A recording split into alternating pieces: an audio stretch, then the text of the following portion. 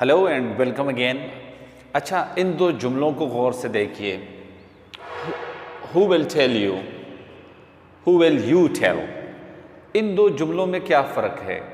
जी, पहले जुमले में हु विल टेल यू, इस जुमले का सब्जेक्ट लफ्ज़ हु है, इसका ऑब्जेक्ट यू है। लेकिन इस जुमले में हु विल यू टेल, इस जुमले का सब्जेक्ट यू है और इस जुमले का ऑब्जेक्ट हु है। इसका मतलब ये हुआ कि हमें कभी कभी ऐसे जुमलों का भी सामना करना पड़ता है जिसमें WH वर्ड्स जो है वो सब्जेक्ट हो, और कभी कभी जुमले ऐसे भी हो सकते हैं जिनमें WH वर्ड ऑब्जेक्ट हो। ऐसे दो मुख्तलिफ किस्म के जुमलों को पैसिव में तब्दील करते वक्त थोड़ी सी एहतियात बरतनी पड़ती है, उसके बारे में आगे चल के बात करते हैं।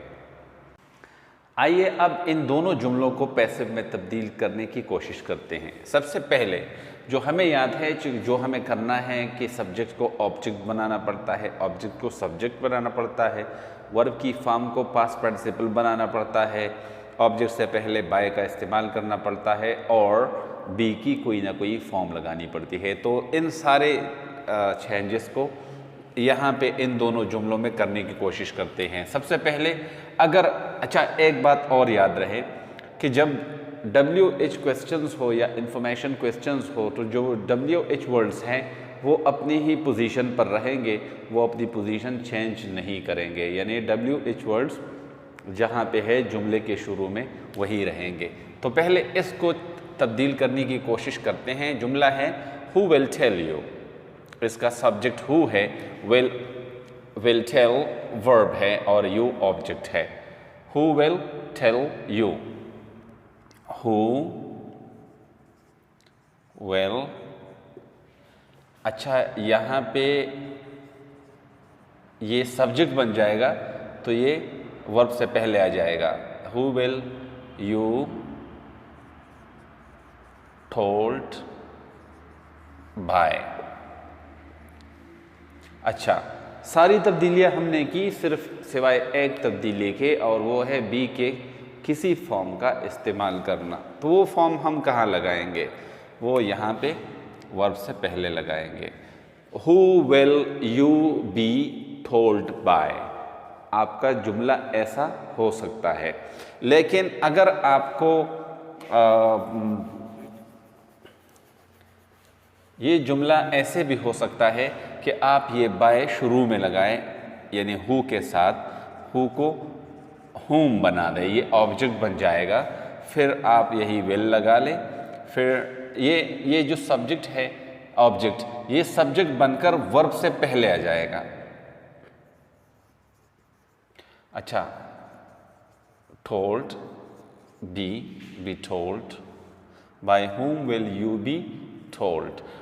यहाँ पे एक बात याद रहे कि चूंकि हमारे पास जो मेन वर्ब है वो बेस फॉर्म में है, इसलिए हमने बी की बेस फॉर्म इस्तेमाल की है। ये दोनों जुमले ठीक है। अगर आप इसकी पैसिव इस तरह से बनाएं, who will you be told by, तो ये भी ठीक है। By whom will you be told, ये भी ठीक है। ज़्यादातर ये सेकंड वाला सेंटेंस जो है इस तरह से लोग इस्तेमाल करते हैं।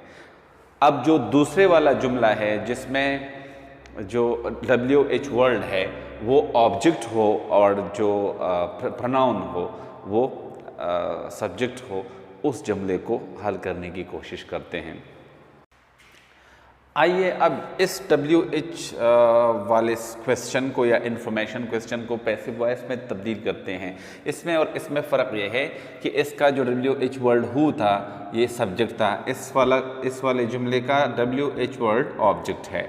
ये सब्जेक्ट है यू यहाँ पे, वहाँ पे यू था वो ऑब्जेक्ट था। अब इसको तब्दील करने के लिए आपको क्या करना है? हु अपनी जगह पे आ जाएगा, इसके साथ विल भी आ जाएगा। चूंकि ये यू ऑब्जेक्ट बन जाएगा तो ये वर्ब से पीछे चला जाएगा।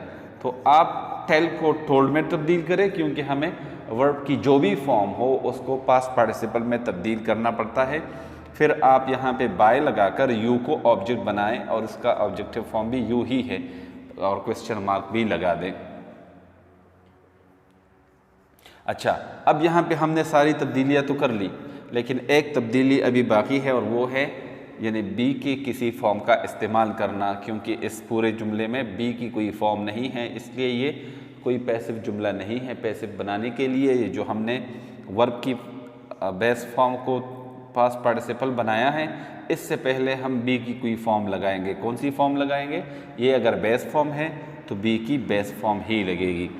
इस जुमले का तर्जुमा क्या होगा? हु विल टेल यू, आपको कौन बताएगा। हु विल यू टेल, आप किसे बताओगे।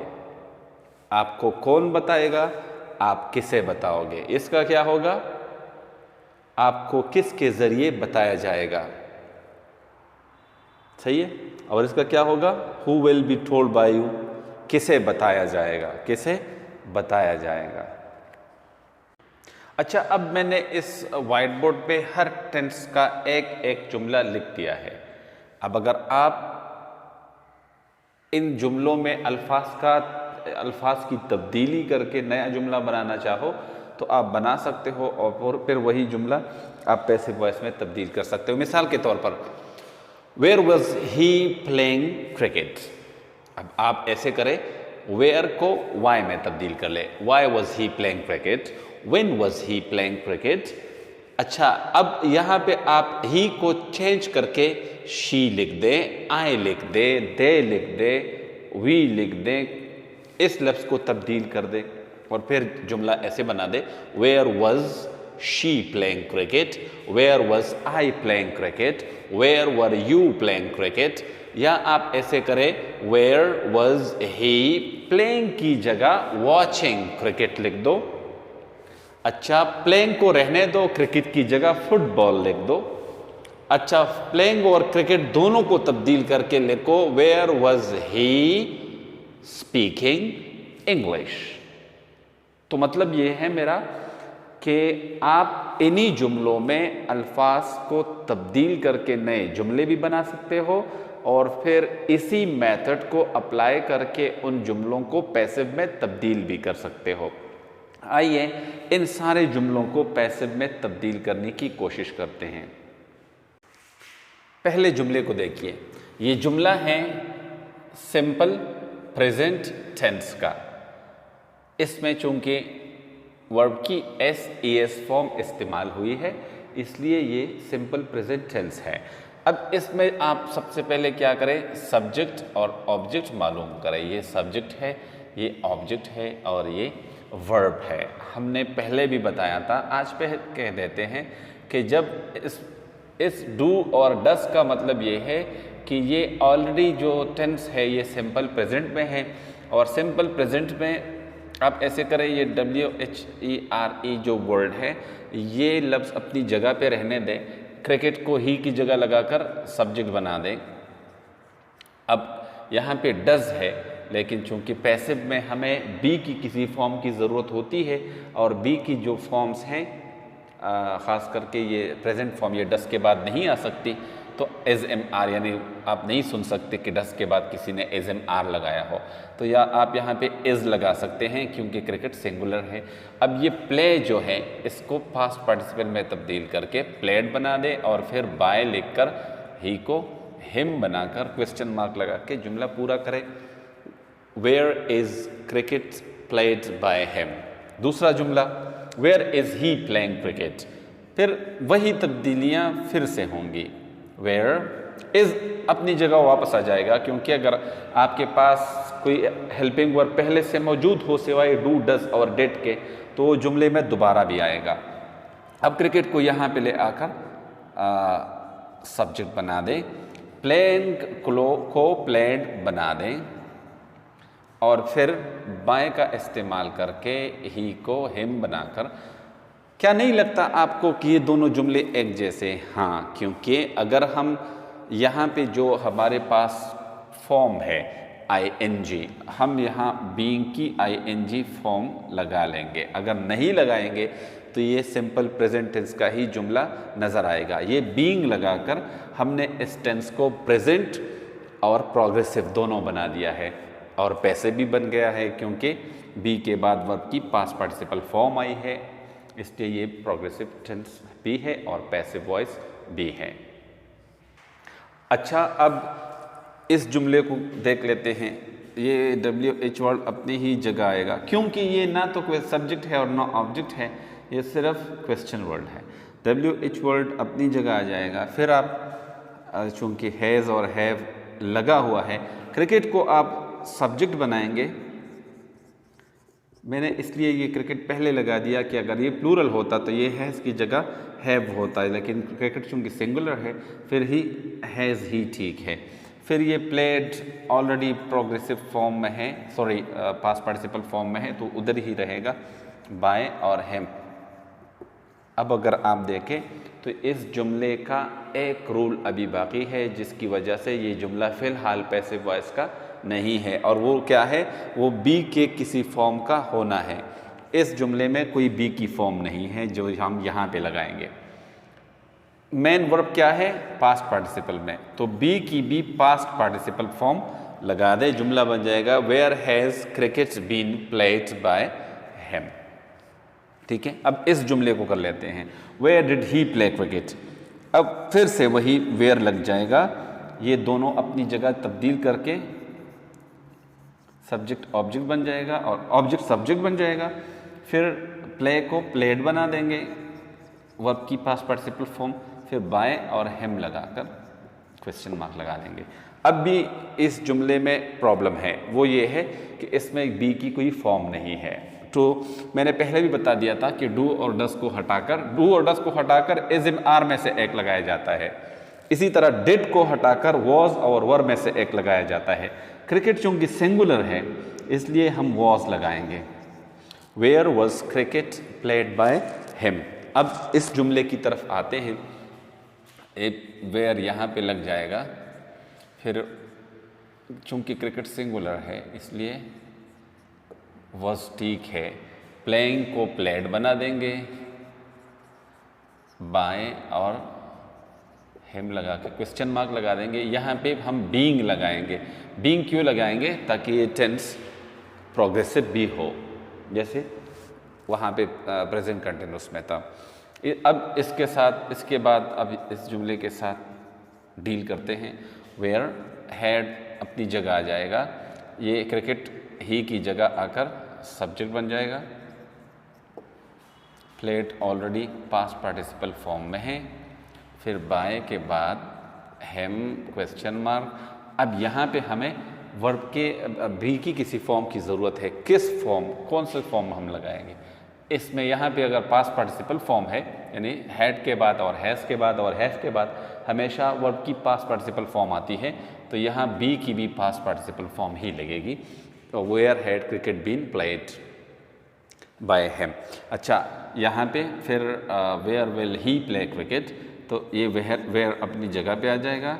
विल और शल, अगर ये क्रिकेट की जगह कोई आए या वी बनता यहाँ पे तो फिर ये शल होता, लेकिन चूँकि क्रिकेट भी ऐसा नाउन है जिससे पहले और या बाद में विल और शल विल लगाया जाता है, शल नहीं।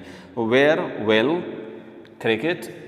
अच्छा, प्ले को पास्ट पार्टिसिपल में तब्दील करेंगे, बाय और हिम लगाएंगे। लेकिन यहाँ पे अब हमारे पास मसला ये है कि ये जो बेस फॉर्म था किस चीज़ का, प्ले का, तो यहाँ बी की भी बेस फॉर्म लगेगी। अगर हम ये नहीं लगाएंगे तो ये जुमला पैसिव नहीं होगा। अच्छा, अब आखिरी जुमला, वेयर विल ही की जगह क्रिकेट आ जाएगा, हैव अपनी जगह आ जाएगा। सही है, where will cricket have played already जिस फॉर्म में है उसी में रहे, बाय हिम और आखिर में क्वेश्चन मार्क। अब यहाँ पे चूंकि मेन वर्ब की फॉर्म पास्ट पार्टिसिपल है इसलिए बी की भी पास्ट पार्टिसिपल फॉर्म यहाँ पे लग जाएगी, ये जुमला भी पैसिव में तब्दील हो जाएगा। आइए अब 2-3 रैंडम इंफॉर्मेशन क्वेश्चंस को पैसिव में तब्दील करते हैं और देखते हैं कि हम कितना समझे हैं। आप मेरे साथ करते जाइए। अगर जुमला हो why are we learning English. अब आप इस जुमले का सब्जेक्ट बताएं, we, object English, verb learning, किस फॉर्म में है, आईएनजी में या प्रेजेंट पार्टिसिपल में। इसको पैसिव में तब्दील करना हो तो वाई अपनी जगह आ जाएगा। अब ये इंग्लिश वी की जगह इंग्लिश आ जाएगा, तो जब इंग्लिश यहां आ जाएगा तो इससे पहले जो आर लगा था अब इसकी जगह इज लगेगा, क्योंकि इंग्लिश इज, इंग्लिश आर नहीं है, इंग्लिश इज है, सिंगुलर है। अच्छा, ये लर्निंग जो है ये क्या बन जाएगा, लर्न्ड बन जाएगा, बाय अस और क्वेश्चन मार्क। अब सारी तब्दीलियां, 4 तब्दीलियां हमने कर दी। ऑब्जेक्ट सब्जेक्ट बन गया, सब्जेक्ट ऑब्जेक्ट बन गया, वर्ब पास्ट पार्टिसिपल में तब्दील हो गया, वर्ब से ऑब्जेक्ट से पहले बाय लगा दिया। 4 तब्दीलियां हो गई, लेकिन हमें एक जो कि सबसे अहम तब्दीली है जिसके बगैर पैसिव वॉइस का होना ही मुमकिन नहीं है, वो है बी की किसी फॉर्म का वर्ब की पास्ट पार्टिसिपल फॉर्म से पहले होना। यहाँ पे वर्ब की जो हमने पास्ट पार्टिसिपल फॉर्म लगाई है, इससे पहले बी की किसी फॉर्म का होना है। बी की कौन सी फॉर्म, जो मेन वर्ब की फॉर्म है। मेन वर्ब की फॉर्म क्या है, आईएनजी, तो यहाँ भी बी की भी आईएनजी फॉर्म लगेगी। जुमला क्या बन जाएगा, why is English being learned by us. English क्यों सीखी जा रही है, हम इंग्लिश क्यों सीख रहे हैं, इसका तर्जुमा होगा। पैसिव वॉइस का तर्जुमा क्या होगा, इंग्लिश क्यों सीखी जा रही है। इंग्लिश, हम इंग्लिश क्यों सीख रहे हैं, इंग्लिश क्यों सीखी जा रही है। अच्छा, अब इस जुमले को देखिए, हु स्कोर्ड 100, हु स्कोर्ड 100, 100 किसने बनाया। अच्छा, इस सवाल को अगर हम देखें तो क्या है, इसमें जो WH वर्ड है ये खुद ही सब्जेक्ट है, इसका ऑब्जेक्ट क्या है 100 और इसका वर्ब क्या है स्कोर्ड। अब इस जुमले को पैसिव में तब्दील करना है तो सब्जेक्ट ऑब्जेक्ट में तब्दील हो जाएगा, ये सारी तब्दीलियां होंगी, सब्जेक्ट ऑब्जेक्ट में, ऑब्जेक्ट सब्जेक्ट में। लेकिन इसमें मसला ये होगा कि जो WH वर्ड है यानी हु है, ये अपनी जगह पे कायम रहेगा, यानी ये बावजूद ये कि इसके कि ये ऑब्जेक्ट बन जाएगा, लेकिन अपनी जगह पे रहकर ही ऑब्जेक्ट बन जाएगा। और इससे पहले हम बाय लगाकर इसको ऑब्जेक्ट बना देंगे, इसका ऑब्जेक्टिव फॉर्म है बाय, ऑब्जेक्टिव फॉर्म है होम। अच्छा, अब ये 100 ये सब्जेक्ट बन जाएगा, तो ये वर्ब से पहले आ जाएगा 100। और स्कोर्ड जो है ये पास्ट पार्टिसिपल में तब्दील होकर आखिर में आ जाएगा, बाय होम 100 स्कोर्ड। अब बाकी सारी तब्दीलियां तो चारों के चारों हमने कर दिए, लेकिन यहाँ पे एक तब्दीली जो हमें करनी बाकी है वो है बी की किसी फॉर्म का इस्तेमाल होना। तो ये बी की फॉर्म क्या है, ये पास्ट पार्टिसिपल है, सॉरी ये सिंपल पास्ट है। सिंपल पास्ट कैसे है, इसका पास्ट पार्टिसिपल भी यही है, लेकिन अगर ये बगैर हेल्पिंग वर्ब के लगा है तो ये सिंपल पास्ट होगा। पास्ट पार्टिसिपल को helping verb has, have, had या बी की किसी फॉर्म की ज़रूरत होती है, जबकि इससे पहले कोई हेल्पिंग वर्ब नहीं लगी, इसलिए ये सिंपल पास्ट है। तो अगर ये सिंपल पास्ट में है तो यहाँ पे आप बी की वही वर्ब लगाएंगे सिंपल पास्ट वाली। तो बी की सिंपल पास्ट या तो वॉज है या वर है। 100 सिंगुलर है, एक सेंचुरी है, सिंगुलर है, इसलिए ये हम वॉज लगाकर वर्ब को हटा देंगे। बाय हुम वॉज 100 स्कोर्ड, ये इसका पैसिव बन जाएगा। अच्छा,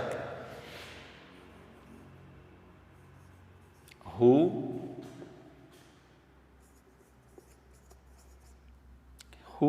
क्लोज्ड द डोर। अच्छा, ऐसा करते हैं कि इसके साथ हैज़ लगा लेते हैं ताकि पहले वाले जुमले से डिफरेंट बन जाए।